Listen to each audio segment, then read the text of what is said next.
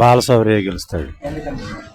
ఎందుకనే ఉంది, అంతవరకు కూడా అతను చేశాడు కదా, ఎంపీగా అక్కడ వేసాడు, ఎమ్మెల్యేనా ఎంపీగా వేసాడు, గెలిచాడు. అతను పొరక్కలు చేస్తాడు పని. ఇప్పుడు నాయుడు గారు పెట్టాడు కదా కొత్తగా, మళ్ళీ వాటి గురించి కూడా జనాల స్పందన వస్తుంది. జనాల్లో బీసీలకు ఎక్కువ ఇచ్చాడు కదా, బీసీల కార్పొరేషన్ గురించి కొత్తగా పెట్టాడు. వాటి గురించి నిన్న మీటింగ్ జరిగింది. అవన్నీ కూడా రేపు రావాలంటే మరి ఈ తెలుగుదేశం అనేది గెలవాలి. రేపు భవిష్యత్తు, పిల్లల భవిష్యత్తుకు కూడా రావాలని మేము కోరుకుంటున్నాం. ఇప్పుడు ఇదేంటంటే ఈ ఎలక్షన్ అనేది బాలశౌరి గారికి మంచి పట్టు ఉన్నది. అక్కడ జనాలకు కూడా కొంచెం ప్లస్లో ఉన్నారు, జరుగుద్ది అని మాకు నమ్మకం ఉంది. ఎంపీగా బాలశౌర్య గెలుస్తాడు. జగన్ మంచి చేయడం వల్ల గెలుస్తాడు.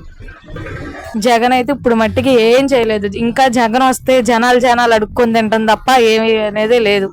మచిలీపట్నం ఎంపీగా బాలశౌర్య గెలుస్తాడు. ఎమ్మెల్యేగా ఏమో బోడే ప్రసాద్ గెలుస్తాడు. ఇప్పుడు క్యాపిటల్ అంటూ మనకి ఏది లేదు కదా, 3 అన్నారు, ఒక్కడు కూడా పూర్తి అవ్వలేదు. ఒక్కటన్నా పూర్తి అయితే అప్పుడు మనకి ఇదని తెలుసు. పోలవరం ప్రాజెక్ట్ ఆగిపోయిందా, అమరావతిగా 5 ఏళ్ళుగా చేస్తూనే ఉన్నారు పోరాటం, 5 ఏళ్ళుగా చేస్తూనే ఉన్నారు. దానికి ఏది ఇది లేదు కదా. ముందు ఆపుతానన్నారు, ముందు అసలు ఆపేస్తానన్నారు, పూర్తిగా ముందు ఆపలేదు.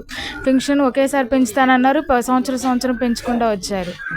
అలాగా మచిలీపట్నం ఎంపీగా బాలశౌర్య వస్తారు.